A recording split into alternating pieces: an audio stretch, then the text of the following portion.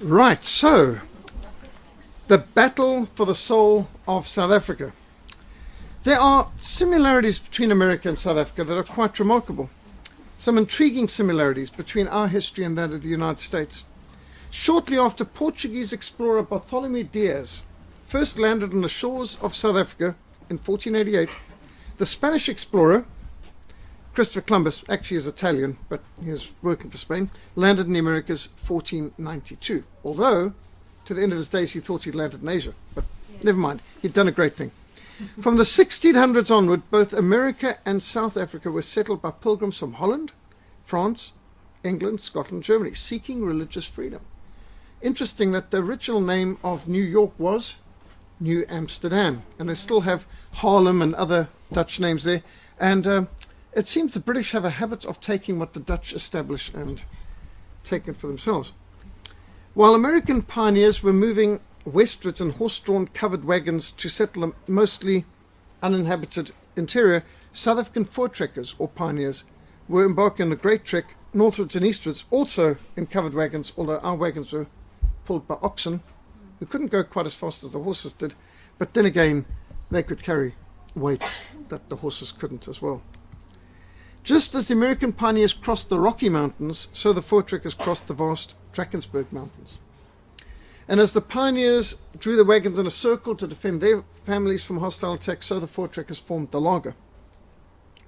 Both South Africa and America had a gold rush, and we had a diamond rush as well. And both our countries fought the redcoats. Both our nations endured a vicious war between the states. Although in our case, the Northerners were the good guys. South Africa was even known as the Union of South Africa, which you could have abbreviated to USA, between 1910 and 1960, when we became the Republic of South Africa, RSA. In our history, you'll also find remarkable similarities between great Christian leaders of our two nations, the President of South African Republic, Transvaal, Paul Kruger, Paul Kruger, and his contemporary, President Teddy Roosevelt, were both far-sighted visionary conservationists who founded national parks. Well, I think Kruger National Park is vastly superior to whatever they've got going in America.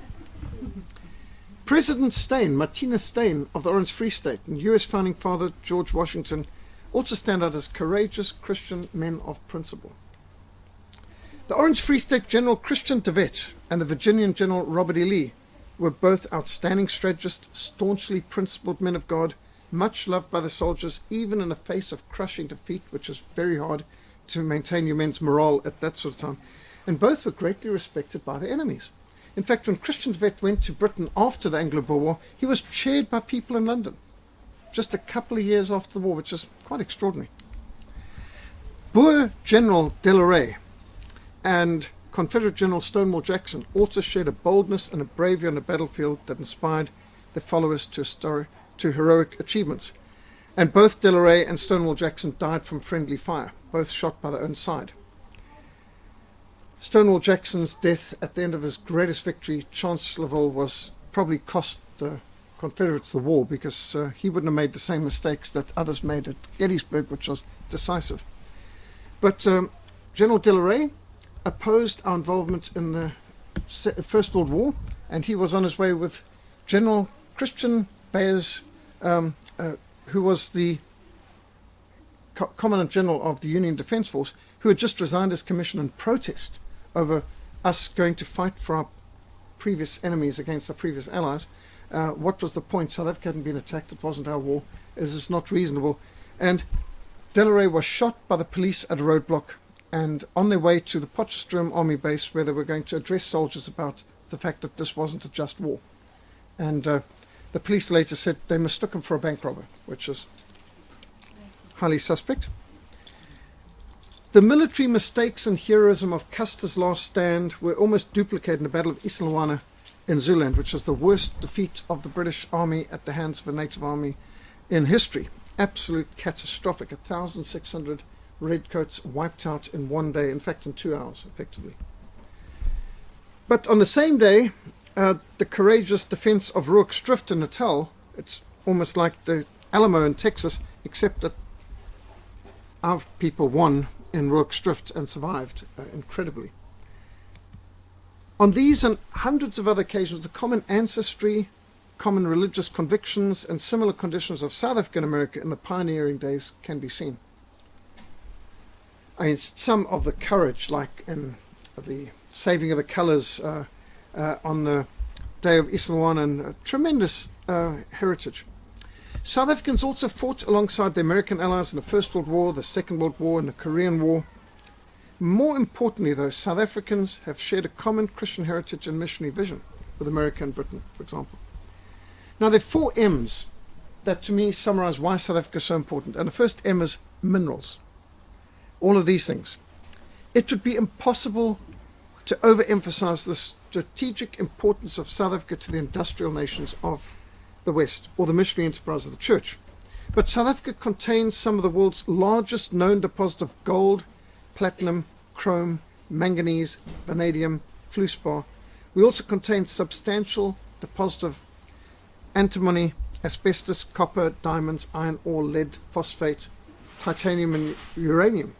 And without these strategic minerals, Europe and America could not manufacture air conditioners, refrigerators, motor vehicles, or jet aircraft, or spacecraft, satellites, can just keep going. That's 1M, minerals.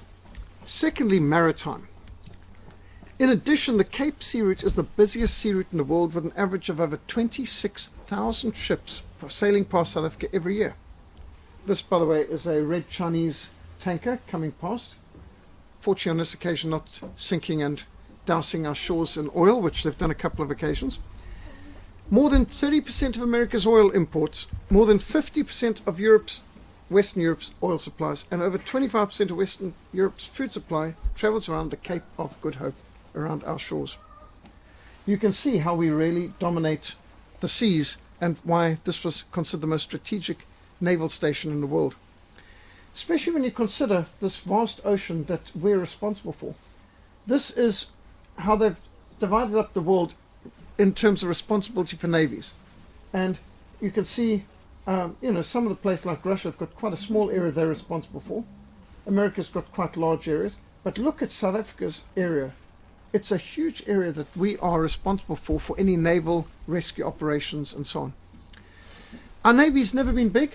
In fact, as an infantryman, an army person myself, I had a kind of prejudice that the Navy's not that important. In fact, in the old South African Defence Force, the Navy was always 10% of the budget.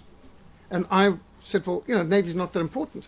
And I remember sitting at Walfish Bay Naval Base doing ministry, chaplaincy work with them at the time. And the Admiral there was saying to me, but we should be a naval power because we sit astride a huge ocean. And most of our borders actually coastal. If we had a bigger Navy, you wouldn't have had to be fighting the Cubans in Angola because we could have blockaded Luanda, naval-wise, and Cubans and their weapons wouldn't have even gotten to the border to threaten Southwest Africa. And I had not thought about that. I must say, I'm a bit of a, boots on the ground, carrying hulking great big weapons and so on through the bush. I hadn't thought of how important our Navy could be. So we actually have cut our own throat historically by not having a bigger and stronger Navy. But our Navy was dedicated and very capable. The third M is military. And I was introduced to the South African military in 1979.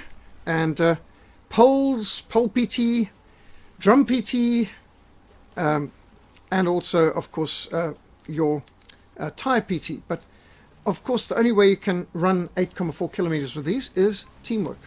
And, well, of course, our dear friends at Simonstown, the naval chaps, they would have nice, hulking, great big sandbags or even concrete blocks to run with. This is the ARP CAS at Tempe and Bloemfontein to practice. And then there is Rock PT.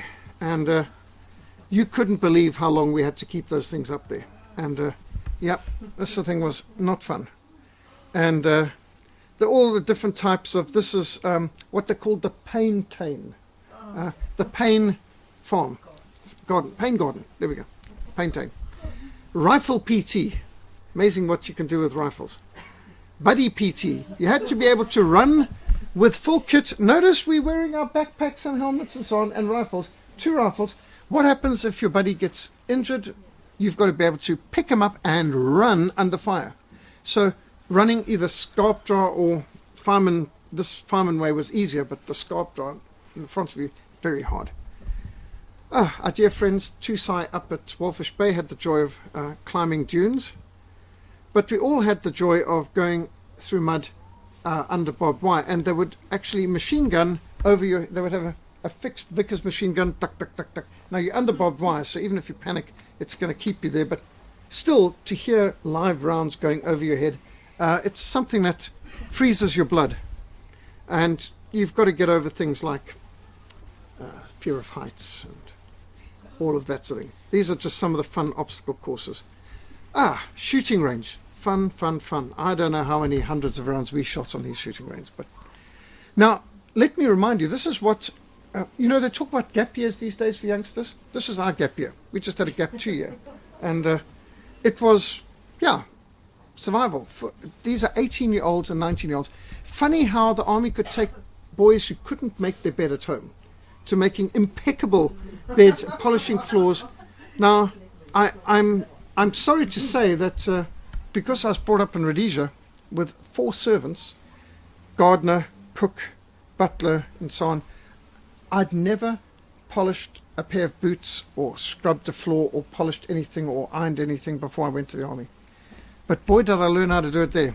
And I, to this day, can iron better than any domestic, and I can scrub and clean anything better than any domestic I've ever seen do it. And in fact, to the extent that I insist on cleaning my own office and everything else, I'm not interested in anyone else coming in and messing it up. So the army took boys and made men of us. And these inspections, I mean, you think how we've got these wimpy little snowflakes these days who are afraid of they need their safe spaces because somebody's hurt them and offended them and so on. Well, we just had to get out there and crawl through. One of the things an obstacle course was when you come across the when you come across the barbed wire rolls, the first one flings himself on a barbed wire, and you then use as a springboard. Everyone else runs, puts a foot hopefully in the small of your back on your webbing, and you bounce, and each time you bounce, the barbed wire is going deeper and deeper.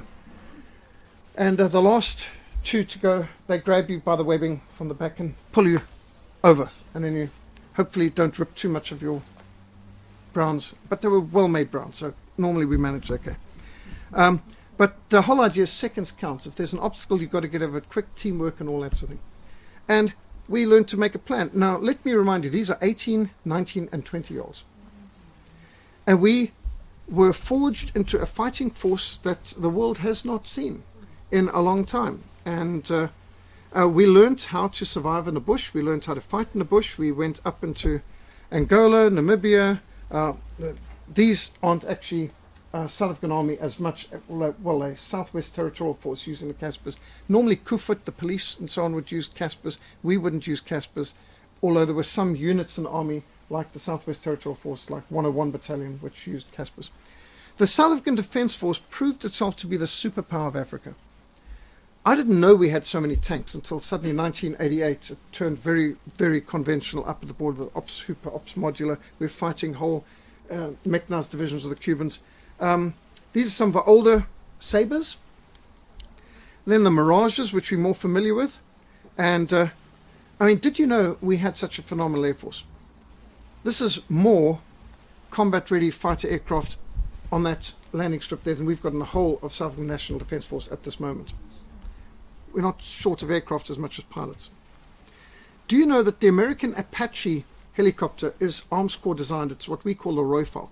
We designed it to counter the Soviet Mi-8, the Mi-24 Hunt helicopter gunships, and this South African designed Royfalk is what the Americans call the Apache, which is their primary tank-killing ground attack helicopter, designed in South Africa. Did you know that we had 8 nuclear bombs in South Africa? These are them. We even designed intercontinental ballistic missiles that we could handle from Pelindaba. South Africa had the ability to send a nuclear weapon anywhere they wanted in the world. We had that ability. In fact, we've had, speaking at one of our Biblical Worldview Summits, the man who was involved in taking down, we're the only country in the world that had a nuclear capability that totally dismantled, destroyed, and got rid of even the plans, so it couldn't be reconstructed. And that was quite a task. This is part of the test phase of it. And we had phenomenal missile and nuclear capabilities. This is just one of South Africa's nuclear delivery vehicles that were designed and available. At the 75th anniversary of the South African Defence Force in 1987, we could declare that the SADF had never been beaten in battle. We had an unbroken record of victory, most recently against the Cubans in Angola. Now, I heard that many a time, but I know that that's not totally true, because the 6th South African Infantry Division, which I was trained in, 6I, we were beaten by Rommel in 1942 at Tobruk, and I know some of the people who went into Colditz Castle and so on, into the Staligs as prisoners afterwards. So we were actually beaten once before, but I think because we're under British generals, maybe they thought they could say the SADF has never been beaten. But I could think of that example because in 6I we were often talking about Tobruk, and Tobruk was one time our people were definitely beaten. But there's a story there too. Have you seen the pictures of Erwin Rommel, Field Marshal Erwin Rommel, the Afrika Korps? And he's always got these goggles on his Field Marshal's hat, correct? Most of you have seen that. But those goggles aren't German issue. They are South African issue. How's he ending up with Southern goggles on his hat? I forget the name. It might have been General Pienaar, but it was a South African general, and his daughter gave the story a while ago through the Moths, members of the Tin Hat, which I'm a member of. And what happened was her father was captured at Tobruk, and of course, as with all officers, they were invited to the tent of Erwin Rommel, the Field Marshal, for dinner, which was his normal politeness towards captured enemy. He was always very correct, proper, and thoughtful. And he immediately asked the South African general, "Where's your hat?" And he said, "One of your officers took it as a souvenir." Well, Erwin Rommel was furious, called his adjutant, rattled off some commands in German, and in a very short order the offending officer came running in and handed over the hat to the South African general with his apologies, clicked his heels, saluted, and left. And the general felt such gratitude to Erwin Rommel, he had nothing to give him really. They gave him his goggles. So that's how Erwin Rommel ended up for the rest of the war wearing his South African issue goggles on German uniform, which was not just a sign of his chivalry, but a sign of respect for his enemy. He respected the South African infantry, and he wrote about how well they fought, that he wore like a badge of honor the Southern goggles on his hat, which is an interesting story. And I'd never put those things together till this daughter of the South African general, whose name I've forgotten, but I'll dig it up. So the SADF had a tremendous track record. This, if anyone's been up there on Dang's Sector 10 of Amberland, this is what you'd see. Impalas coming in, radar, and this is looking over the Shaunas, this of Amberland looking towards Angola, Alouettes up in the air, some of our anti-aircraft protection around a base. The SADF carried out one of the most successful counterinsurgency operations against Soviet-backed SWAPO terrorists in Southwest Africa for 26 years. One of the most phenomenal, successful anti-terrorist campaigns in history. This is our South African paratroopers in Angola taking out their bases at Smokersville. The SADF blunted the southward advance of Soviet expansionism in Africa, and for 15 years we faced the best Cuban, Soviet, East German weaponry and personnel in conventional warfare, and we defeated them every single time. And despite international sanctions, South Africa's Arms Corps developed some of the most highly advanced, battle-tested conventional weaponry that proved itself time and again against the best Soviet weapons and Cuban mechanized divisions in Angola. And this is Scratch 1 MiG in Angola. This is some of the combat photography from one of our Mirages. And this is MiG on the ground in Angola. And an Mi-8 helicopter on the ground in Angola. And another Mi-8 on the ground in Angola. T-34. More T-34s have been made than any other tank in the history of the world. More T-34s have been destroyed than any other tank in the history of the world. And the SADF took out quite a few hundred of them in Angola too. This is a mechanized column, Cuban mechanized column, taken out by one of us Impala, which is meant to be a training aircraft, but it's a jet, in a ground attack in Angola, and they took out this entire column. And here's the UNITA picking through the remains of it. Now, when you come under air attack, you're meant to bombshell. Everyone splinters off to the side to provide anything other than a linear target for a strafing aircraft. These were all taken out in one go. It just shows how phenomenally accurate our ground attack capabilities were of our South African Air Force. And here's some of the Mirages from top down. You can see that's why you have camouflage from the top, hard to see from above, and then they'll have blue underneath, hard to see from below. Yeah. This is the enemy. This is a MiG. This is the kind of bad guys we were up against in Angola. That's what you don't want to see, which is, and I've been strafed by enemy aircraft on the ground on missions. This is one of our Mirages shooting an air-to-air missile. And there are documentations of different dogfights which our South African Air Force Mirages had against MiGs in Angola. And these are documented kills where the South African Air Force time and again beat the MiGs. Now the MiGs were in many cases better and more advanced aircraft than our Mirages. We were under sanctions. We had to make do with old aircraft that we had bought in the 60s. We had to keep upgrading the weapon systems. And it was hard. I mean, our planes are much, much, much older and older generations than what we were fighting. And yet our people won time and again. And here's taking out one of their planes in Angola. You can see here's a helicopter being taken out, the sequences. And here's a MiG that had to make an emergency landing. Another one that was shot down. This one is totaled. This is a Stinger missile hit. Stinger missiles, which Ronald Reagan provided to UNITA back at that time. 1982, news headlines of Russian MiG shot down in Angola. That was quite news in the early 80s. In 87, 88, it became regular that we were shooting down MiGs. We also produced the most advanced artillery howitzers in the world. This is a 155 millimeter howitzer, the so-called G5s. And these G5s were so good. Saddam Hussein bought them for Iraq. The Americans bought them from us too when they went to fight Iraq because they had nothing this good. This is still the best howitzer that you can get, a 155. You just won't believe what these things, well, I'll show you what these things can do just now. Flamethrower practice. You heard of the Stalin organs?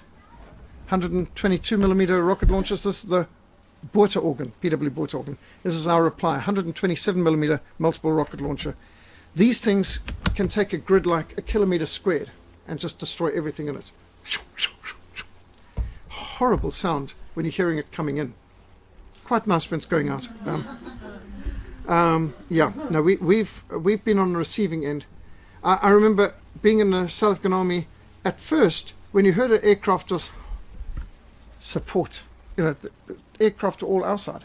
But towards the end, if you heard aircraft, you paid attention, is this Soviet or Cuban Air Force or is it our side? Because their side had more than we did. This is a surface-to-surface missile on its way.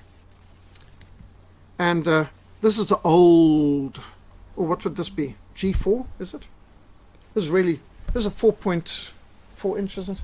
This is the kind of thing we would have used in the Korean War. Really old stuff. Enemy trenches, enemy tanks. Now here's just a few examples of the SADF at work. And notice it takes quite a lot to shoot the turret. This is what, maybe 5-6 tons flying off the base of this tank. This is a G5. That's a 155 millimeter howitzer from one of our G5s that took a Soviet tank, 55 tons, lifted it in the air, crashed it upside down with its pieces in different directions. Can you imagine the impact to throw a 55-ton tank high in the air and put it down its back in pieces? This is Lombo River, Ops Super and Modular, and Russian tanks destroyed. There are places in Angola where you can go today and you'll still see graveyards of hundreds of destroyed Soviet tanks, testifying to the hot part of the Cold War, the sharp end of the war. And this is what our soldiers look like. And these are 18, 19, 20-year-old boys. And we had to make decisions on which lives depended, not just our lives, but other people's lives. And these are just some of what you see of the Soviet destruction. Now, there are websites set up by our Russian friends, the people on the other side, where they have now written books such as Angola, the beginning of the end of the Soviet Union. Angola, we never saw it, not even in Afghanistan. And things like that. They're writing books about how the Soviet Union died in Angola. It was the Spetsnaz, that's the special forces of the Soviet Union, have the names of 800 of their Spetsnaz, that's their special force soldiers who died, were killed in action in Angola fighting the South Africans. 800. That's more than all of our SADF losses in the 26 years of the war. Fred Bridgeland, an English writer, wrote this book on the Battle for Africa, speaking about the Cuban-South African conflict in Angola. Most people don't know about it. But you just heard the quote from Cohen, which was made by our dear friend Arthur Conan Doyle 118 years ago. That same quote was made by Sir Walter Walker, head of NATO, when his head of NATO, he came to the border in Angola back in the early 80s. And he took this quote from Conan Doyle about the fact that the Boers are, with the incredible lineage of the Boers, and how they're some of the most rugged, virile, unconquerable races upon the earth, and how they've been trained in warfare for constant generations against savage men, ferocious beasts, and they have exceptional skill in weapons and horsemanship. And he then spoke about their fatalistic Old Testament religion and ardent, consuming patriotism. Combine all these qualities and all these impulses in one individual, and you have the modern Boer, speaking about the 1900 Boer, the most formidable antagonist to ever cross the path of Imperial Britain. Then he added, our military history has largely consisted in our conflicts with France, but Napoleon and all his veterans never treated us so roughly as these hard-bitten farmers with the ancient theology and the inconveniently modern rifles. This is the monument to the Bitter Einde in Bloemfontein, by the Women's Monument, an Anglo-Boer War Museum outside Bloemfontein. And it sort of shows a finished horse and a man who's dressed in rags and tatters. He's still got his Mauser 7.7, and others have laid down their rifles, but he's fighting to the very end. And that's people like Delarey, De Wet, Tina Stein. And Sir Walter Walker made that quote, and then he made the statement, the South African infantry is the finest infantry in the world today. There is no other army in the world that has 9 months rigorous training. I mean, the Americans would take people, train them 6 weeks and put them into Vietnam. South African, we were trained 9 months of such intensity before we were deployed. And then we'd be deployed for up to 15 months in total. And then you'd be called up time and again. So Walter Walker, head of NATO, said the South African infantry is the best infantry in the world. There's no army in the world that could compare. And now we're talking about 1980s. And this is the army, and that's the flag we marched under. And when people come up with and say that's the apartheid flag, say, rubbish. Predates apartheid by how many years? And this is from 1926. This is the flag that General James Barry Hertzog, most popular Prime Minister of South Africa, elected 5 times in succession. He is the one who gave us that flag, and that flag represents our British Free State, Transvaal heritage, and it honours the Prince of Orange. At one hostile press conference in Windhoek, Colonel Dion Ferreira, operational commander of Ops Modular, Ops Hupen Packer, he's actually head of 3-2 Battalion 2. That's why he's got this camouflage beret. So Colonel Ferreira was challenged to respond to accusations that South Africans had been beaten in the just concluded battles in Angola. This is his response. If defeat for South Africa meant the loss of 31 men, 3 tanks, 5 armoured vehicles and 3 aircraft, then we lost. If victory for Fapla and the Cubans meant the loss of 4,600 men, 94 tanks, 100 armoured vehicles, 9 aircraft and other Soviet equipment valued at more than R1 billion, then they won. That's a typical tongue-in-cheek 3-2 Battalion type answer. I mean, we flattened them. We absolutely slaughtered these guys. And you know the absolute proof of who won the war in Angola? You don't execute the generals of victorious armies.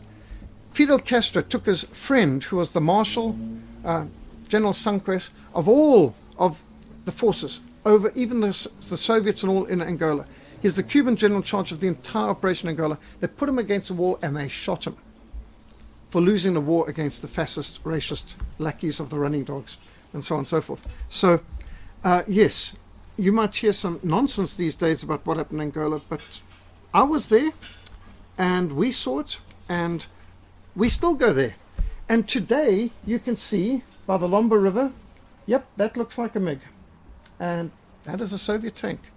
And yes, those are BRDMs. And this is a graveyard of Soviet weaponry destroyed, and they're going nowhere. Hundreds of them. These are pictures taken since the war, long after. I mean, they're going nowhere. You can Google Lomba River, Google Earth it, and you can see, you can go right down, and they're still there. I mean, those very tanks, they're still there. They're going nowhere. The kids are now using them as playthings in jungle gyms. We shattered the entire presidential mechanized division of Fidel Castro, his best. He sent in his best, the presidential guard, because he couldn't stand the idea that Cuba was losing, and they got wiped out too. And that was the last hot battle of the Cold War. Now, I don't know if you remember, but I think it was in 1992, when the Cold War was officially declared over, as the Soviet Union pulled down their red flag and hoisted up the Russian flag, they said the Cold War was a war in which no one was killed and no bullets were fired. Have you not heard of the Korean War, the Vietnam War, the Angolan War, the Rhodesian War? A lot of people died in the Cold War. I mean, could Slime magazine be that stupid? Or do they think that their listeners and readers are that stupid? General Jannie Geldnes did an excellent book on We Were There and How We Won. Colonel Jan Breitenbach's written History of the Reckies and 3-2 Battalion very effectively. There's a lot of good books out in it. We've even got a summary of it all on how the Cubans lost the war in Angola. We've got that here. We should still have that in hand. The victory of the West over Soviet expansionism in the Cold War was in no small measure thanks to South Africa's military resistance. I've had some South Africans say, we fought on the border, and it was all for nothing. No, it was not for nothing. We helped win the Cold War. We saved the day, not just for Southwest Africa, not just for South Africa, not just for Angola. We saved the day for all of the world. We helped bring down the Soviet Union. We helped bring freedom even for the people in Russia. The Russian military generals and colonels are writing books today saying how it was when the Russians couldn't even beat the South Africans that they thought, we've got no chance. And that was the end of the Soviet Union, because they knew that the West decadent.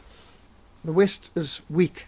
But when they couldn't, and they knew they couldn't beat the Soviet Union, couldn't beat United States at a nuclear war, but they thought they could at least win a conventional war. When they couldn't even win a conventional war with the best of their equipment on the ground in South Africa against South Africans. And we were under the restriction of sanctions. And we still managed to beat the Soviets. He said the morale was shattered. And he said that ripple effect went all the way through. Of course, Ronald Reagan's tactics, helping the Contras in Nicaragua, helping the Mujahideen in Afghanistan, all that played a part. Renamo in Mozambique, Kenita in Angola. There were many people who were the Bible smugglers, Radio Free Europe, a lot of Christians working behind the lines, Soviet Union. I mean, many worked to bring down the Soviet Union. But we did play a part. That's the third M, military. Fourth M for South Africa, the battle for South Africa's missions. South Africa is still the most important missionary sending nation in the southern hemisphere and in Africa as well. The South African churches continue to form the main missionary base, the main missionary sending base for all of Africa. South Africa is one of the most important bases for gospel radio broadcasts, for Bible translation, for gospel literature production in Africa. One of my treasured items, it's normally in my office, but I brought it out here today. It's of a South African soldier kneeling with his Bible in his hand, the little compact Good News Bibles that we had, and an R1 rifle. This was an initiative by soldiers in Sector 20, privates, not chaplains, normal soldiers, riflemen. And they made these and they sold these. And I bought this, memory serves me correct, 70 Rand. I'm talking about early 1980s money, when we were only getting about 240 Rand a month salary, I think, in the army, something like that. So that was, like significant amount of money. But all the money went to Bible translation, to the Bible study for Bible translation into the Kwanyama language in Braille. A lot of people had lost their sight due to landmines and terrorist activities, and so soldiers decided to make this a project. And those who made these, you can actually feel it's quite a substantial weight. Those who made these donated all the money, 100%, to Bible translation. Now, I might into the Kwanyama language in Braille. This is just one of many, many, many examples. Most people are not aware that the SADF was the biggest funder of Bible translations and Bible production in Africa. The SADF. When the SADF closed down national service, along with its compulsory voluntary tithes that went to Bible, we got tithed in the army automatically. Our voluntary tithe was automatically deducted. And it didn't go to the army because the army had a budget and they had chaplains. It wasn't for our Bibles even. I mean, that was provided by the chaplains funds. This went always to the Bible Society. The Bible Society got tens of millions of rands a year from the SADF, both in tithes and offerings for specifically Bible translation projects. And so when our mission started, I remember going up to Southwest Africa, 1990. We'd just pulled out. Southwest Africa is now Namibia. I went to Bible House, and I was wanting Bibles for Angola, and they were so ecstatic to see me, and they gave me fire sale prices, thousands of Bibles in Angolan languages, of the Ovumbundu and all other languages there, Portuguese and Lavali, Lachazi. They were giving us these at real fire sale price because they'd been printing them for the SADF, who was distributing Bibles across the board on operations, but now they'd lost a customer. And so there's never going to be anyone else wanting these again. And along came my mission saying, we'd like Bibles in Ovumbundu, Lachazi and Lavali, and they, please, and they were delighted because they couldn't do anything with them. I don't think many people realized, and they were scaling down, they were closing down Bible House in Windhoek and moving to some little place because they'd never again have the same level of support. I don't know how many people know that there was a time when Cape Town was the biggest Bible production city in the world, bigger even than Stuttgart. But that's past now. Now, if you go in the KwaZulu-Natal, you're flying up there in the mountains. This is De Kop, where Sharky used to throw people off. And you come across the most successful mission station in Africa. This is Kwasi Sabantu Mission, the place that helps people. It's got one of the most phenomenal schools. They often have had award-winning students, even the best students in the year on occasion. This is the auditorium. It can seat 10,000. Kwasi Sabantu Mission, a site of revival since 1966 at Masiphumelele down the road. But now they've been here since about 1970. And you can see the cultivation. Reverend Erla Stegen, third generation German settler to South Africa, Lutheran background, with King Goodwill Zwelithini, who calls Uncle Erla God's apostle to the Zulus. In fact, King Goodwill says the best Zulu in Zululand is spoken by Uncle Erla. Uncle Erla speaks better Zulu than I do. I learn Zulu diction and pronunciation from Uncle Erla. He's the gold standard. And this auditorium, since 1990, they have ministers' conferences with 1,000 up to 1,500 ministers at a time every 2 years. They have spoken at youth conferences there. They have huge amounts at youth conferences. At youth conferences, there's a school choir, and this school wins tremendous awards. They have conferences, Christians for Truth conferences. Uncle Erla, despite being in his 80s, is still going down into plant new mission stations, like here in the Tugela Valley, which is very close to where Nkandla is. And we, in fact, sometimes fly right past Zuma's place. And Uncle Erla is making the ground produce all sorts of things where the people said we didn't know anything but thorn bushes could grow. He's growing everything. Local people love him. Another mission from South Africa. Back to the Bible mission. This is run by General Shai Mulder, and he's got over 100 students from over 20 countries in Africa. At any one time, they go through the whole Bible. There's a Great Commission course that I was running up in Nairobi. About 2,000 people there. I think, can you see the one whitey in the whole, one pale face there, in the middle, in Kenya. South Africa is still sending missionaries throughout the world, all over the world. as far as Mongolia and Kazakhstan. And these are in Sudan, Zambia, with Biblical Principles Africa. This mission house regularly fits in things you wouldn't imagine. We process something in the region of 160 tons of Bibles and books a year on average. And so our driveway is often very busy. Jonathan is handling at Literature for Africa huge amounts, and our cats keep the place rodent free. That's Florence. She's the oldest cat on the premises. She's 15 years this year. And people donate Bibles to us, all sorts, hardcover, paperback, all different types of translations. All our New King James is our favorite. And we deliver and distribute them throughout Africa, as far afield as you can go, all the way up to Sudan, Egypt even, and Nigeria. So we fly in the Bibles and the books. This is the largest shipment of Bibles ever smuggled to an officially Islamic country. That's an old South African Air Force, DC-3, Dakota, with turboprop conversion. Used to be in South African Air Force. The pilot was ex-South African Air Force too. Now mercenary, flying for money, because nobody would go in there illegally risking their life and their property without being quite brave. This is a South African Land Rover that we drove up from Johannesburg, converted to an ambulance, donated to the hospital. This is 9,700 Bibles and New Testaments in 7 different languages. The largest shipment of Bibles ever smuggled to an officially Islamic country at that time. On an airstrip that used to be in the hands of the Arabs that had only just been liberated by the SPLA, the Sudanese People's Liberation Army. And this has just been beaten. Our team's just taken 34,000 Bibles into the Nuba Mountains, which is the largest shipment ever into a Muslim country. And that's a story that they'll be talking about next week. They only just got back this last Thursday. 3,000 of the first Bibles in the Moro language. You can see one of those, which we completely sponsored now behind glass. This church has been bombed many a time, destroyed 3 times.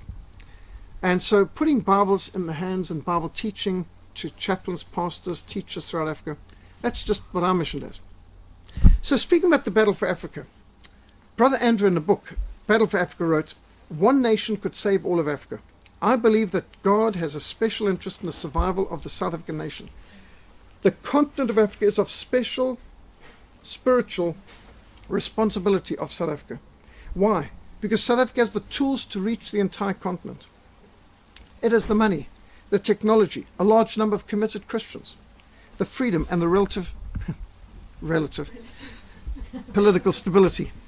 It has everything needed to evangelize the continent of Africa, to equip black Africans and other countries to participate in the process, and to get the job done all the way from the Cape of Good Hope, which is where we are right now, to the Sahara Desert. And we have just sent a team right to the edge of the Sahara Desert this last month, and they're back. And I further believe," said Brother Andrew, "that God will intervene in the course of history to preserve South Africa if her people will accept her responsibility to evangelize the rest of the continent." Is that not what Jan van Riebeeck prayed on his first day, 6th of April, 1652, in Nelton Table Bay, and he prayed that the faith would be spread throughout the continent of Africa? That's why we're here. We're here to be a blessing to the continent of Africa. We're blessed in order to be a blessing. We're a country with a mission. Lauren Cunningham, founder of International Youth with a Mission, said when he visited South Africa, "God will save your country if you send your young people to the ends of the earth with the gospel." At the Great Voortrekker Monument in Pretoria, a wall mural recalls the symbolic gift of a Bible from English-speaking 1820 settlers to the departing Voortrekkers, and the message was, "God has placed us at the foot of Africa to spread the light of the gospel of Christ throughout Africa." Now, disinformation and propaganda are essential parts of warfare today. Communist revolutionaries regard the information war as key to winning hearts and minds, or at least creating enough confusion that people don't know what to do or who to fight when they're attacked. This picture, this is a picture that's got a story. Here you can see, this is in Angola, training terrorists, training base. These are Russian commissars. Notice the Marx brothers, Friedrich Engels, Karl Marx, Vladimir Lenin, the trinity of evil. And that's Dos Santos, the dictator of Angola at that time. This is the Vietnamese flag. What on earth is Vietnamese flag doing? This picture was taken in Luanda Harbor, Soviet warship and battleship in Angola Harbor. What most people in South Africa do not seem to understand unless they live through it is the Cold War context. You know, when you see the Mandela Long Walk to Freedom and Victor's films and all that, they all leave out the Cold War context. South Africa wasn't in a vacuum. Apartheid didn't happen in a vacuum. The suppression of Communism Act, suppression of Terrorism Act didn't happen in a vacuum. This was the context. To understand South African history, we need to understand the African context. The violence, the massacres, the Idi Amins, the lawlessness that so often went along with the decolonialization process, the emperors for life who declare themselves all sorts of things. This led South Africans to naturally attempt to ensure that such things as this never happened here. At least we tried. Liberia means liberty. This is what independence meant: tying a man to the stake and shooting him. The Idi Amins of this world. Chief in Rhodesia being shot by Mugabe ZANU-PF.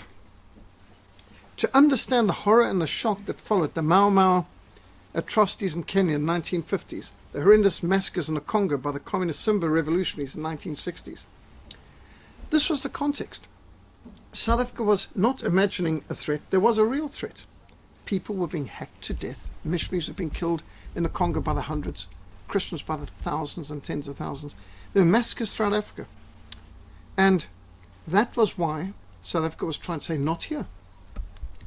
Of course, there's the other context of, well, how Dingaan reacted and how he betrayed agreements. And there's a history. People do things for a reason. There's always a context. And Mau Mau was the context of Kenya. And quite a few of those people came here. Yes, I'm afraid this is part of what we're dealing with. You've also got to understand the Soviet threat. These are Russian missiles in Luanda, capital of Angola. That's in our neighboring country. Well, it was our neighboring country when Southwest Africa was part of South Africa. The Cold War was an ever-present reality from the 1950s throughout the end of the 1980s. Here's Cuban troops marching in front of Che Guevara's ugly mug in Luanda Harbor in Angola. The Soviet Union and Red China really were arming and training Marxist revolutionaries throughout Africa. In 13 countries in Africa, communist countries, tens of thousands of Cuban troops were propping up unelected Marxist dictators. There were 55,000 Cuban soldiers in Angola at any one time. Ultimately, 650,000 served in, if you can use the word served, in Angola. There were horrific atrocities taking place in Portuguese East Africa, Mozambique, Portuguese West Africa, Angola. The communist Frelimo campaign in Mozambique began with the decapitation of a Catholic priest in a church and the desecration of the altar. People knew this. That was the daily news at that time. It wasn't suppressed. These are just listing revolutions and all that across Africa. Coup d'etats. In Angola, the Marxist MPLA began the campaign with a massacre of 43 women and children who were literally fed through buzzsaws at a chainsaw in a timber mill. That was the beginning of the liberation of Angola. The murder of whole families in Rhodesia, the landmine campaigns, the RPG and mortar attacks on farms, the limpet mines and railway stations, at shopping centres, the bombs such as in Church Street, Pretoria, Kalahari Sands Hotel in Windhoek, the ANC terrorist attacks on Sasol, the Caltex oil refineries in Cape Town. They shot RPGs into those tanks, hoping to ignite them. They shot mortars into them from the N7, hoping to ignite them. Imagine if Caltex oil refinery had gone up. They tried to blow up the Kubi nuclear power station. 1982, was it? ANC tried it. That wouldn't have exactly helped. How many people in Cape Town know? All these were reminders we were involved in a hot part of the Cold War. It's dishonest of those who report on South Africa in those years without recognizing the very real war that we were involved in. Example. If you saw the film Dirty Harry, okay, Clint Eastwood. So, if you just saw one clip of this policeman shooting a man running across the field with a wounded leg, hopping along, shoots the good leg, and then walks over and puts his leg on this man and twists it while he's screaming in agony in the middle of the field. What do you think? Police brutality. But if you understand the context, that he's kidnapped a girl who's got limited amount of air and she's dying of suffocation right now, does that maybe change one's perspective of what he's doing? Maybe it isn't police brutality. He's dealing with a brutal, sadistic murderer and he's trying to save an innocent life. Context is everything. So if you show a policeman coming with a baton and hitting somebody, police brutality. But if you show that that person was involved in Nicholas murder, mob murder of some town councillor beforehand, well, now it's a different context, isn't it? The victim can sometimes be portrayed as the villain, and the villain can sometimes be portrayed as the victim. Context. It's like when a person quotes a verse to you from the Bible and it doesn't sound right. What's the solution? Turn to the Bible, read the first few verses before it and the verses after it, and normally solves the problem. The context will normally solve the problem. History's the same. As a homeschool dad who has been homeschooling since 1991, got 4 children, now 2 grandchildren, it's dishonest of those reporting on South Africa in those years without recognizing the very real war we were involved in. This was what was happening on the roads in Southwest Africa. This is the commission in America. They had a committee of the judiciary investigate the Soviet, East German and Cuban involvement in fomenting terrorism in South Africa, and they found out that, and they had testimony including from Bartholomew Hlapani. Bartholomew Hlapani was a top Politburo member of the Communist Party of South Africa who got converted, went to America, testified that the KGB of the Soviet Union totally controlled the SACP, Southern Communist Party, who totally controlled the ANC. The ANC was, for all intents and purposes, an agent of the KGB of the Soviet Union. He testified of this in 1982, came back. He and his wife were murdered in Soweto by AK-47 wielding assassins of Mkhonto weSizwe, and his daughter Pansy was paralyzed from neck down. 1987, I took Pansy Hlapani, pushing a wheelchair and so on, in Germany to the Kirchentag Church Day in Frankfurt, a whole Lutheran World Council Churches thing. And I saw Pansy Hlapani, paralyzed from neck down, in a wheelchair, pushing a lovely girl, lovely Christian girl, being threatened by communists, shaking box of matches in her face, saying, "We're going to necklace you. We're going to burn you alive." Because she's coming to testify what the communists did to her parents. I doubt that there's a school in South Africa that teaches you those sort of things. But they should, because that's part of it. We read in Romans 3, their deeds are evil deeds. Acts of violence are in their hands. Their feet rush into sin and they shed innocent blood. Their thoughts are evil thoughts, and ruin and destruction mark their ways. The way of peace they do not know. There is no justice in their path. They've turned them into crooked paths. No one who walks in them will know peace. Now that was written 2,000 years ago. It's just as accurate for our dear friends in ANC today. The middle letters of cancer is ANC. And I know about cancer because my wife's been battling cancer since 2010. Cancer is horrible. A cancer cell is a cell in your body that doesn't contribute to the health of the body. It breaks down the health of the body. The ANC is a cancer. They've done nothing good for this country.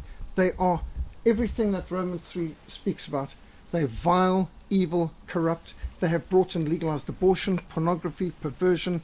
They've tried to do everything from gender confusion to turning our schools into indoctrination gulags where they train the kids how to be whoremongering, fornicating perverts who don't even know what their gender is.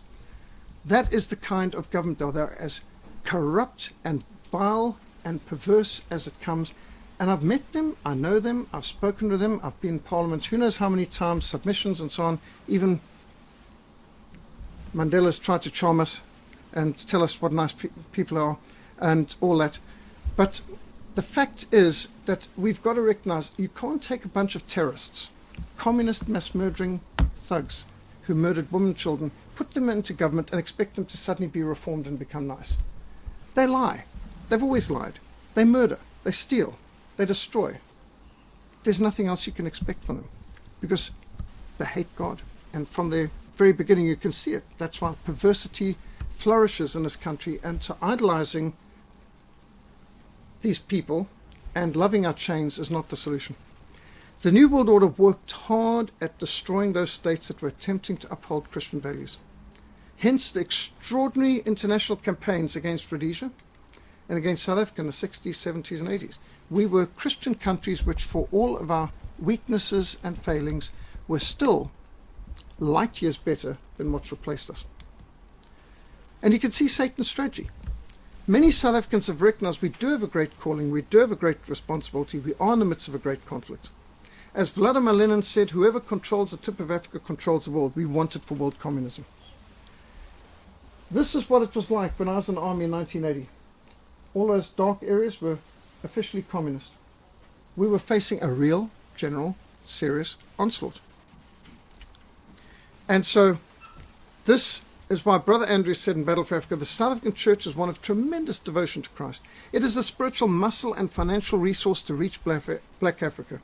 I believe Satan is aware that South Africa has this potential, consequently works hard to isolate South Africa from the rest of the world. It has been singled out for boycott, embarrassment and criticism, particularly I believe because Satan wants to isolate South Africa and prevent it from fulfilling its divine commission. That was true for the 80s. Now we're being perverted, confused, divide and conquer, or corrupt and conquer. We are being paganized as a country to destroy us as a missionary sending country. And so to understand extraordinary campaigns to force South Africa to surrender to godless communism, we need to remember the insights of the German military strategist Clausewitz. War is an act of violence to break the enemy's will. You see, it's not the loss of men, horses and guns, but of order, courage, confidence, cohesion and plan. And it's principally the moral forces which decide here. The communists never beat us in battle. They never won a skirmish. But they won on the TV screens, they won in the classrooms, they won on the university campuses, they won through guilt manipulation, through politics of guilt and pity, through deception and through lies, and talking people into giving up. Corrupt and conquer. A nation can only be as strong as the collective moral and spiritual strength of its individual citizens. South Africans were not only under attack by communist terrorism and internal subversion, but materialism, immorality and selfishness were just as great a threat, if not a greater threat, to our strength and stability of a nation. Corrupt and conquer was plainly at work in the battle for South Africa. Unbiblical teachings, heresies, liberalism, apathy in many churches were a greater threat to our spiritual strength than all the terrorism and economic warfare. Do you know what this here is? It's the beautiful Church of Reconciliation built by the Dutch Reformed Church at Ungungungluvu, that's at Dingaanstad, where Piet Retief and his followers were all murdered. And they built this lovely church, thatched roof and so on. In 1994, the month Mandela became president, this burnt down mysteriously. They've never rebuilt it. It's still there. This is the inside of it. And this, not a word. And this is just one of many of our cultural treasures and spiritual treasures in this country, sabotaged and destroyed, undermined in one way or the other, or hijacked by the Marxists since 1994.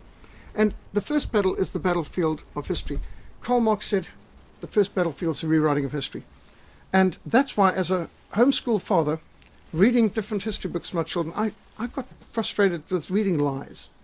And my children would sometimes get surprised to see me pull out my pen and cross things out and write different dates, facts and so on, and cross out whole sections. And my oldest daughter had no problem, okay, Dad knows best. My second daughter was horrified. How can the textbook be wrong? I said, well, you've got to meet some of the people who write these textbooks. I had the privilege of, at school, my first history teacher was a Member of Parliament, Mr. Rhys Davies. Mr. Rhys Davies, whose father was also a Member of Parliament, who got into trouble with Winston Churchill because he was in Britain during the Second World War, and he would oppose Churchill's draconian measures where he was putting even members of the House of Lords in prison for 6 years without trial and things like that. I mean, he's a real dictator. And hideous drunkard who did pretty abominable things.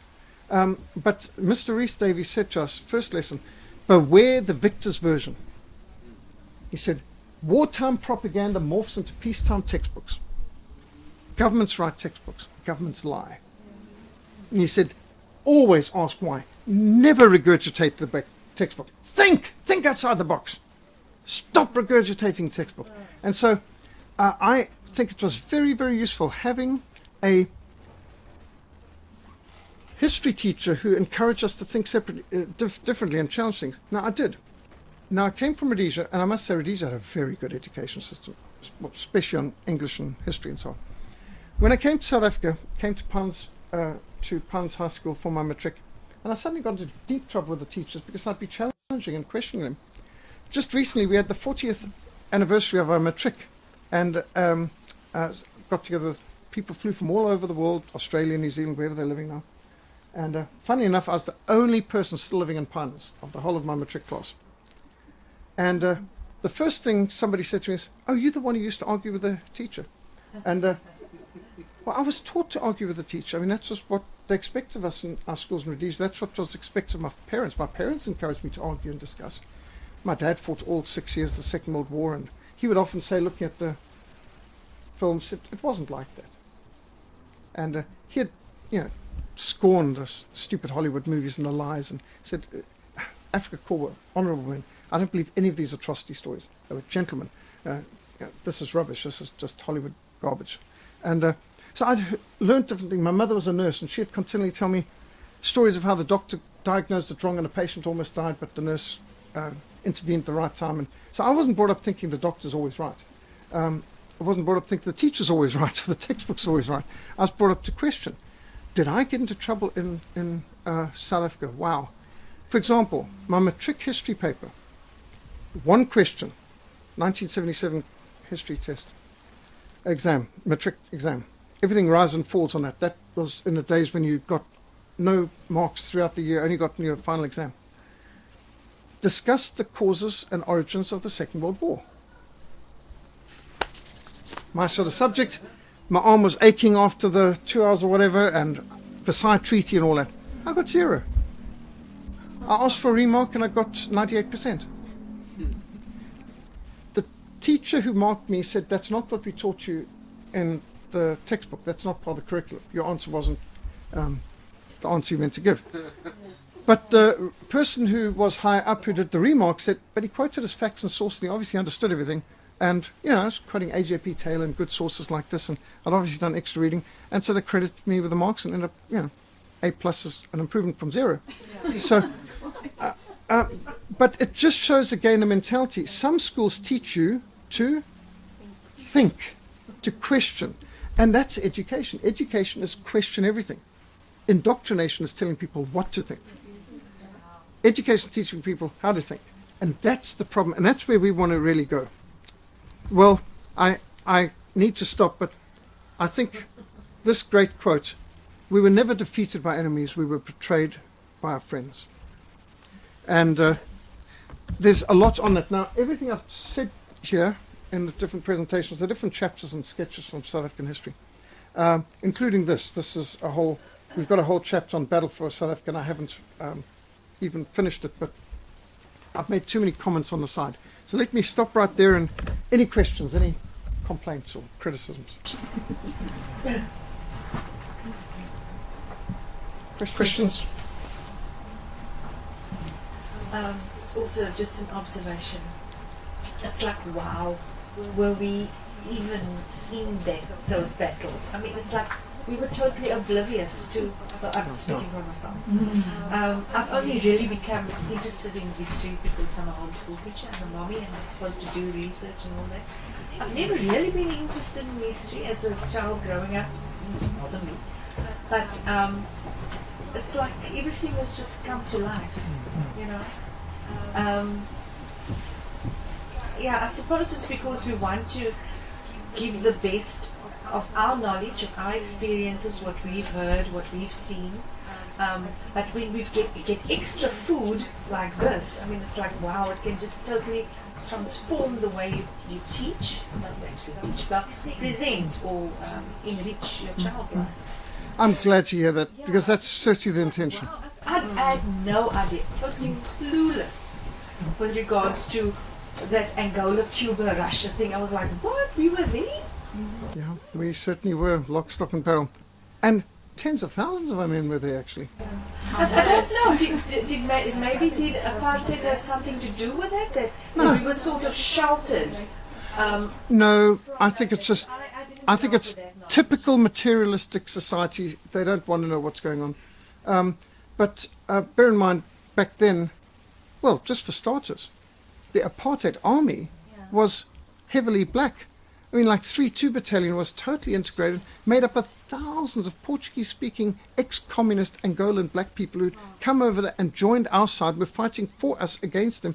We were mini units, like 101 Battalion was overwhelmingly Ovambos, many of them ex-SWAPO terrorists, fighting with, you might have had one South African white person amongst 20 or 30 Ovambos in this unit.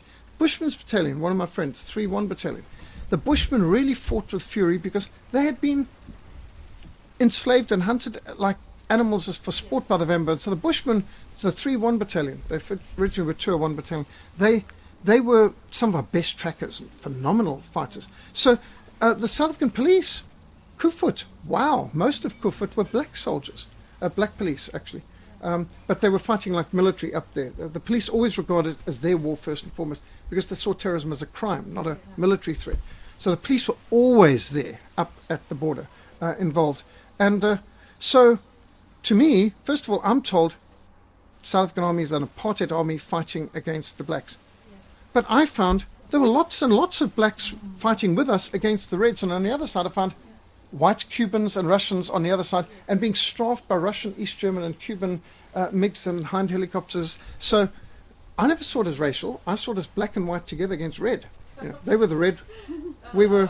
So we saw it as Christians. So, you know, you got your chaplain's periods, you got your everything. And you totally. There were times I was getting instructions from officers who are black, and there were times we were fighting and interacting at all times. And at times that we black and white together fighting against white Cubans on the other side, totally. So but why ruin a good story with the facts? So the propaganda, they try to thin it out. So for example, you take the Mandela Long Walk to Freedom film. To simplify matters, not to confuse the audience, there's no white communists in the ANC. Even at the Rivonia trial, which was mostly white communists, it's just black and Indian people who honored on, and even their defense lawyers, not white. In fact, they had white lawyers and all this. And they made it that all the police in South Africa were white. All the police at Sharpeville were white. There's no black policemen there. There's no black prison guards, there's no black policemen, black soldiers, and there's no white communist ANC. So simple. Whites are bad, blacks and others are good, and yep, simple. But that's not the story, and that's not accurate, and that's not true. So it's to enable them to give the story the way they would like it to have been, not the way it actually was.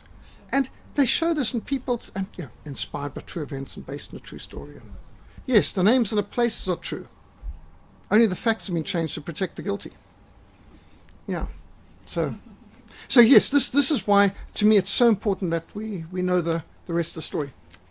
How did you adapt during some episodes?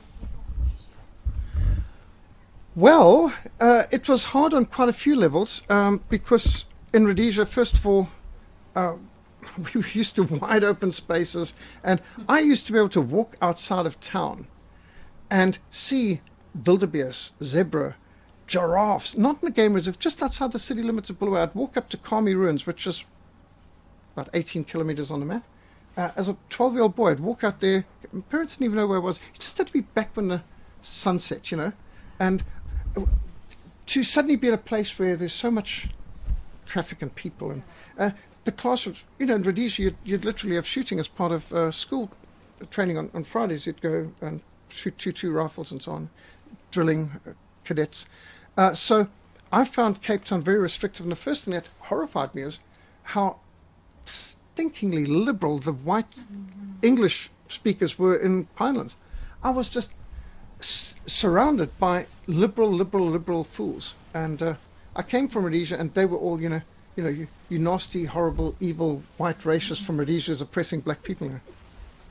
Where do these people come from? What are they talking about? So I was amazed at how hostile the English liberals were here, and I felt very alienated. So very, very quickly, almost all my friends were Afrikaans conservative people because I couldn't stand the English people. Even I'm English. I just found them shockingly liberal. They were so negative. So, for example, I remember one of the first fights, and I wasn't a very aggressive boy, but first fight I got into was somebody laughing about how Rhodesia's handing over to black majority rule because Ian Smith announced one man, one vote. And I remember flattening this character. and didn't know where that came from because I was not a fighter. I was just a quiet bookworm in the library and teacher's pet sort of thing. So, but I found it very hard. Also, the biggest shock for me was coming to a co-ed school, because in Rhodesia we only had all boys and all girls schools. If there ever was a co-ed school, I don't know about it. And so suddenly I was in a school with girls, and I thought that girls were beautiful, sweet, nice creatures, and suddenly I discovered what nasty, vindictive characters they could be. I had no idea that women could be so mean. I mean, I found them that they would just be tearing me apart verbally on everything. So there's nothing I could do with it was right. Start off, you know, you're not even shaving yet, and then, oh, you don't even know how to shave under your chin, and kind of clothes. Oh, you've got the cheap jackets. Is your family too poor that you can't? Well, just come down for the last year. Why would we buy expensive jackets when I've got only a year of schooling here? And they would just be the whole time on about everything. It was just mean. And I'd never interacted with any girls before in my life, so this was a horrible shock. I must say that was. And, when people speak about your kids are going to miss out on socialization by homeschooling, I thought, yeah, I hope so. All the socialization I had at school was bullying. I mean, in Rhodesia, I got bullied up by the boys and, beaten, because I was on the wrong side there too, because in Rhodesia, the first thing was I'd come to school and they'd say, yeah, they've been hunting with their dad on the farm on the weekend or the holiday, and what have you done? No, I don't hunt animals. And when I realized, you don't hunt, you never hunt? Bunny hugger! They called us bunny huggers if we loved animals. And so I was the conservationist. So I would be, my best friend's animals. And so just to give you an idea of how different school was in Rhodesia, we'd go to school with our pellet guns. And the teachers never mind. I mean, I'm talking about air rifle, pellet guns or things.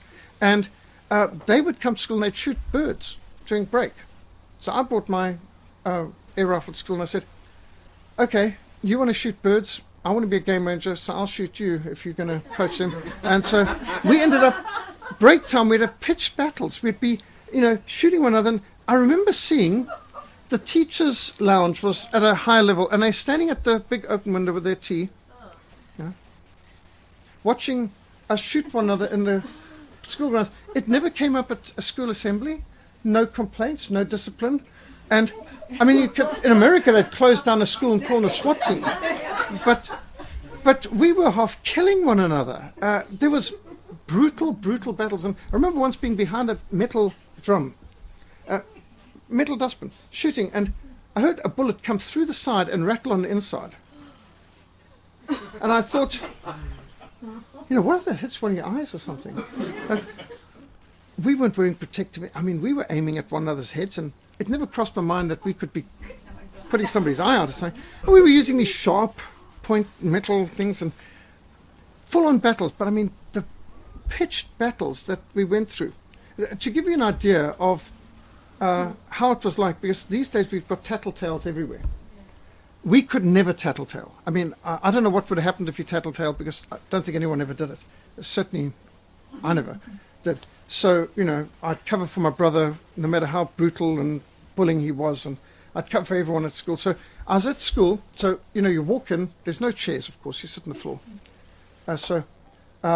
And when you're standing up for singing the hymn or whatever, someone from behind me with an injection now, the old injections, used to sterilize them, reuse them multiple times. And so this would be these big horse needle things. And this guy from behind stabbing me with this injection. And I could feel the blood trickling down my leg. But you couldn't shout or give an explanation of pain or in any way rat on someone. I mean, that was just unthinkable. Code of honor. So I'm in agony, and he's really digging. He's being sadistic. So as we file out, of course you file out line by line, so I slipped in line directly behind him. He doesn't know I'm right behind him. So as we go out, I trip him at the stairs, and he falls down the stairs, and he's got this massive glass syringe, and I went past and crushed his hand, and you heard his scream echoing throughout the courtyards. I mean, a glass from in there would have been in his hand. And I knew, like he knew I wouldn't rattle him. He couldn't rattle me either. Didn't matter how much we hated one another. I mean, it was a code of honor. And now he has got to explain what he's doing with a whole lot of shards of glass.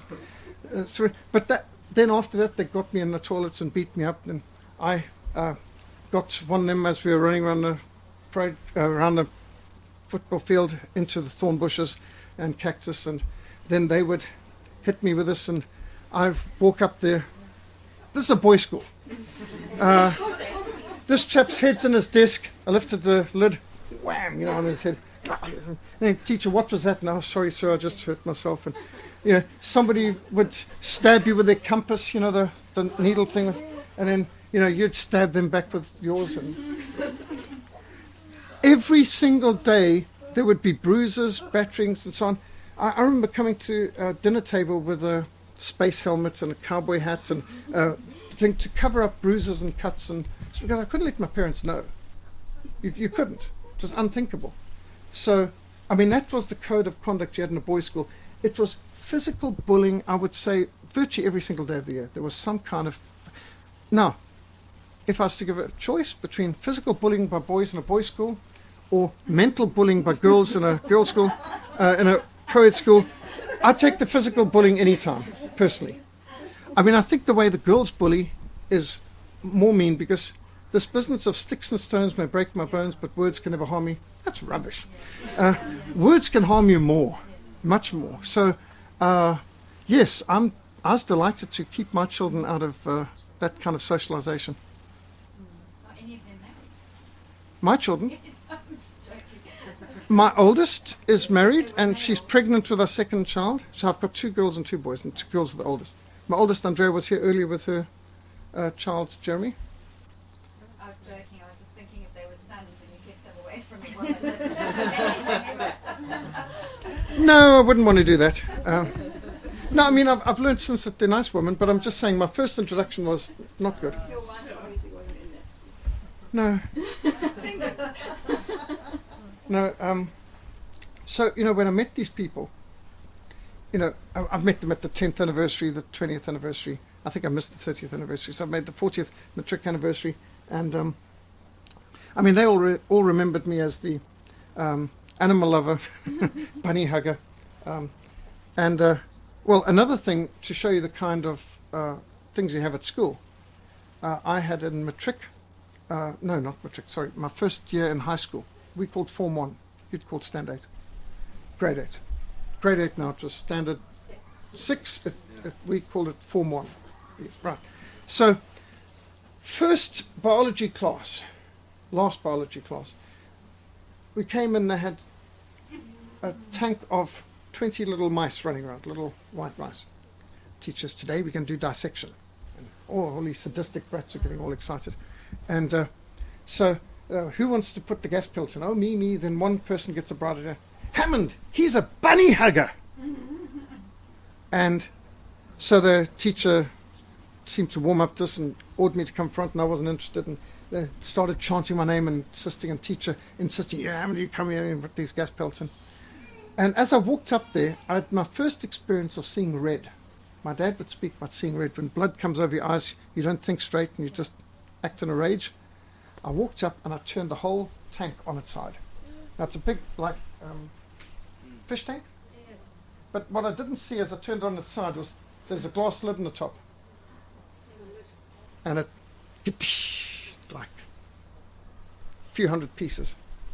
And the mice were running off and all over the place. And the teachers ran to get, and then I tried to stop the teacher from catching the mice, and I kicked him in the shins by accident. He fell amongst the glass, cutting himself. The people are screaming. So this was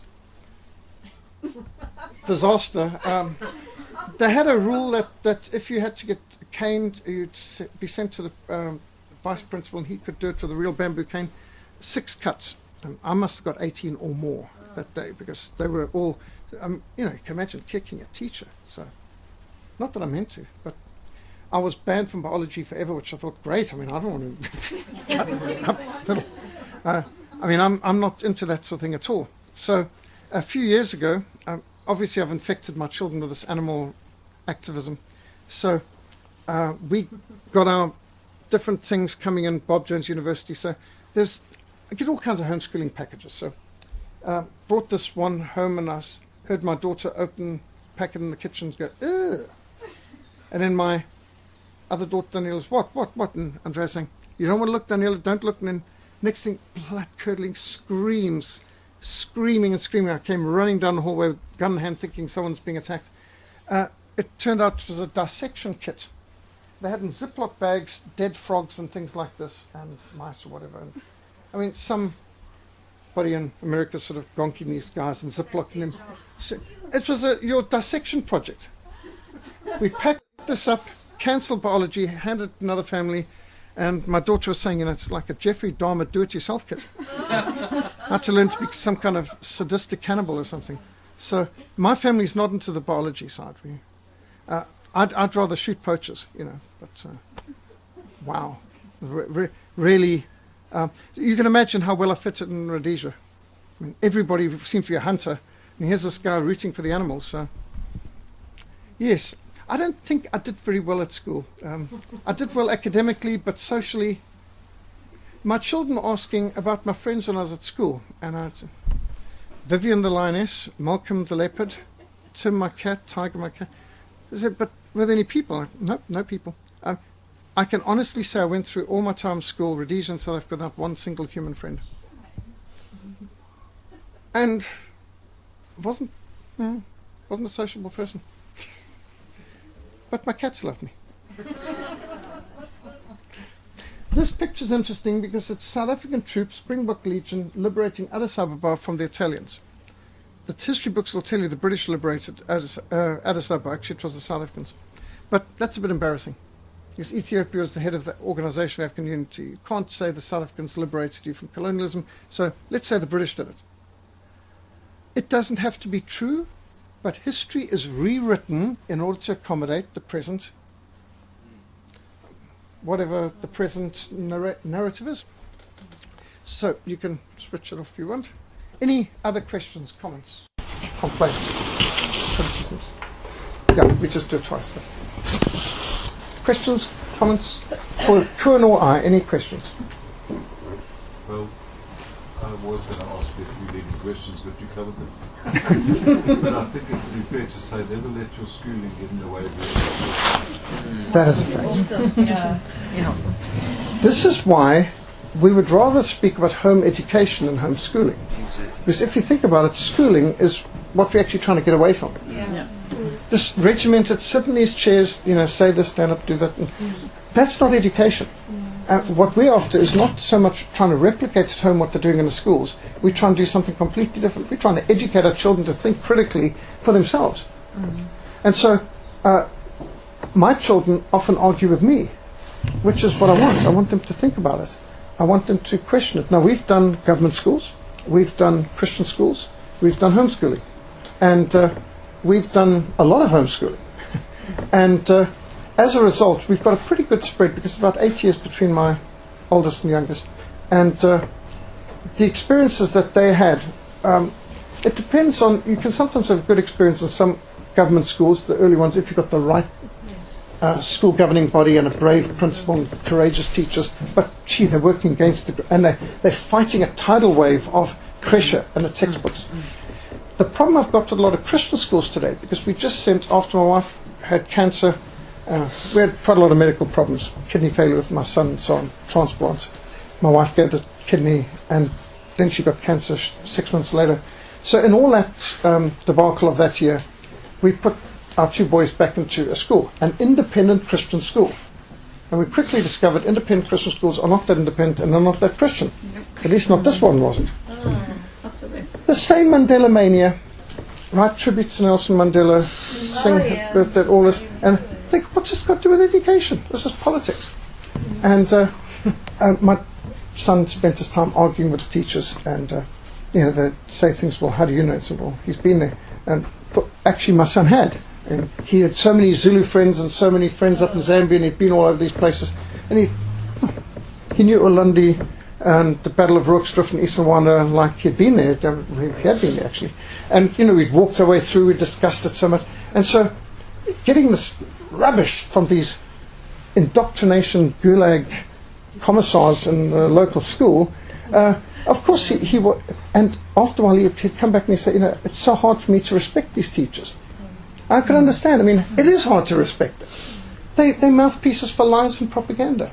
And there's many of them are well-meaning, but many of them just don't know. They regurgitate the stuff because that's what they were taught. They must get So we don't want to be obnoxious, but we do want to be principled. And that's why it's good to read from all sides and always realize there's always another side to every single story. There's never just one side. And so I like that way how Curran tries to give the different sides in perspective and how do the others see it, and not just to look at it from our perspective. And as a missionary, that's what we've got to do. I mean, I've been 36 years a missionary going into all kinds of countries. I debate Muslims. And so I've come to understand Islam from such a point that I think I could explain Islam's perspective on something, even as I could dismantle it because I oppose it. I've got a lot of communist books, if you've been paying attention, and a lot of Muslim books. It's not that we believe it, but we want to know what our enemies say and think, because we want to win them for Christ. So I've got no problem going into communist meetings. I've been in communist meetings. I've been in communist bases. I've sat in the mosques. I've learned from these people. I've debated these people. And I'm confident I can go to the evolutionists, the abortionists, whatever. I don't fear their opinions. Truth doesn't fear investigation. And so I'm not bothered if somebody teaches a whole lot of things that I don't believe or that my son doesn't believe, because if we investigate and we look at from different sides, we'll get to the truth. And if they're right and we're wrong, well, then we need to recognize that too. And I could give you a long catalogue of where I've been wrong. I was an agnostic. I was an atheist. I've gone through so many things and been convinced that I was wrong. There was a time that I was arguing and debating in school for abortion, for euthanasia. Obviously, I don't know. We changed our views. And there were times that I believed very different things to what I believe now, including times when I was anti-Calvinist and speaking out against the Reformed faith. Sure. And I've got a son called Calvin now. So obviously we changed our points on that one. Right, any other questions? For me, Kieran, any of us? Have you been officially excommunicated from the Catholic Church yet, Peter? I never was a Catholic. I mean, they told you can't join. Well, I went to a Catholic school for a while, and even took confession and mass and all that nonsense. But I never was a Catholic. My parents were secular, but they sent me to Catholic school because it was good academically. But I've had some American churches tell me they've excommunicated me. Well, I'm not an American. I've never belonged to your church. So sorry, you can't actually excommunicate me. It's none of your business. And every reformer got excommunicated a few times. I think Huss got excommunicated 5 times. Apparently once wasn't enough.